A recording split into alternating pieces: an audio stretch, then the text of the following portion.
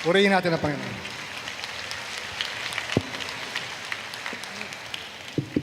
Ang pangalawang gantimpala na makakamit ng taong tumugon sa panganawagan ng Diyos, meron ka ng bagong buhay. 2 Corinthians 5:17.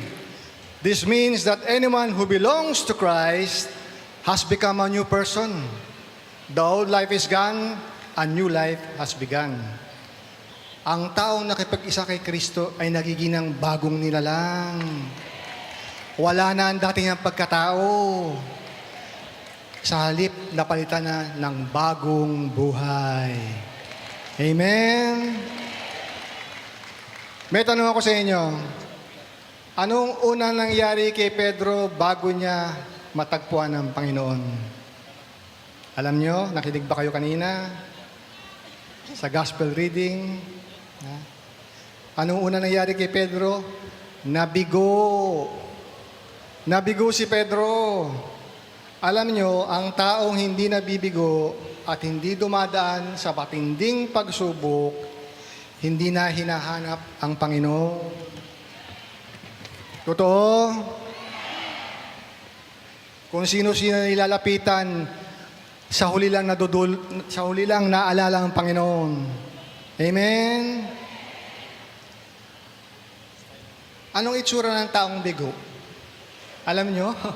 Anong itsura ng taong bigo? Ang itsura ng taong bigo, nakayuko.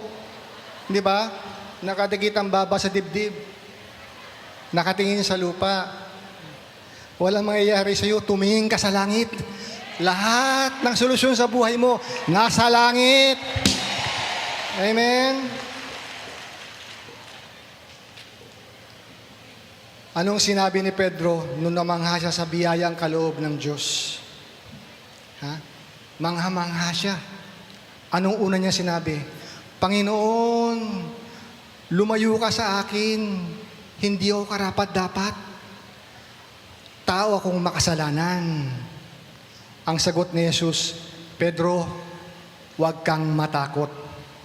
Mula ngayon, hindi ka na mawawalan ng hanap buhay. Sapagkat hahayo ka na at uhuli ka sa akin ng mga tao. Amen? Mula noon, himala at pagpapala ang sumunod kay San Pedro. Niwala kayo?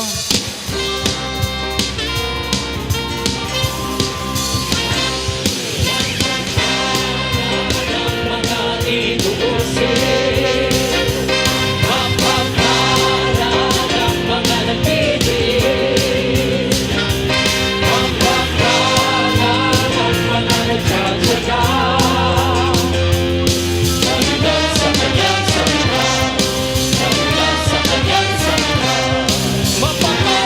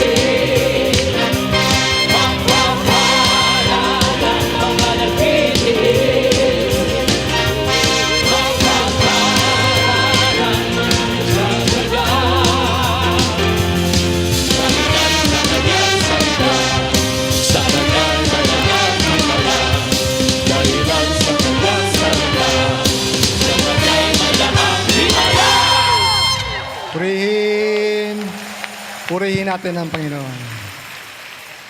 Kapatid, kung hanap buhay na bigay ng Diyos ang iyong gagawin sa araw-araw tulad ni Pedro, may biyaya at himalakan tatanggapin. Amen. Ang pangatlong gantimpala na matatanggap ng taong tumugon sa panawagan ng Diyos, di na tayo magkukulang. Amen?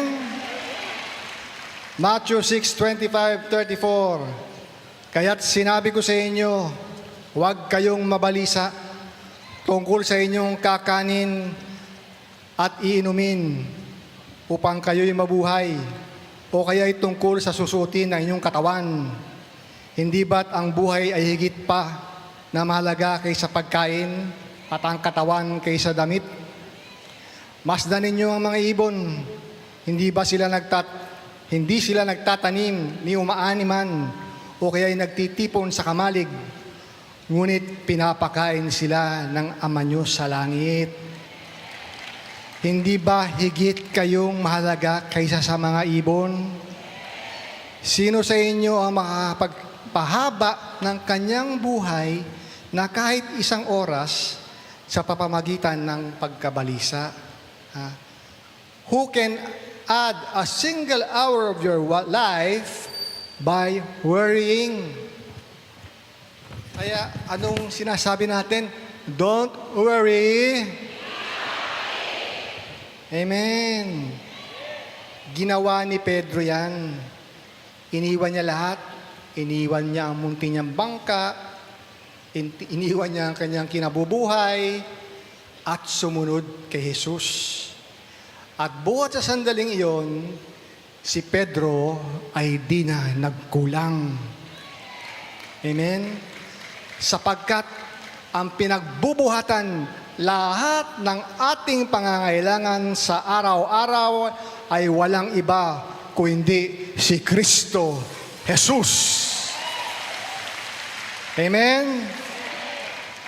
Tatandaan nyo, ang lahat ng bagay na nilikha ng Diyos ay para sa atin. Kaya hindi dapat tayo nagkukulang ng anumang bagay. Kung bakit tayo nagkukulang, sapagkat di natin alam kung ano dapat nating gawin ayon sa salita ng Diyos. Amen? Kapatid, tugunin mo lang ang utos ng Diyos, bagkus bibiyayaan ka, hustong takal, siksik, liglig, at umaapaw. Amen?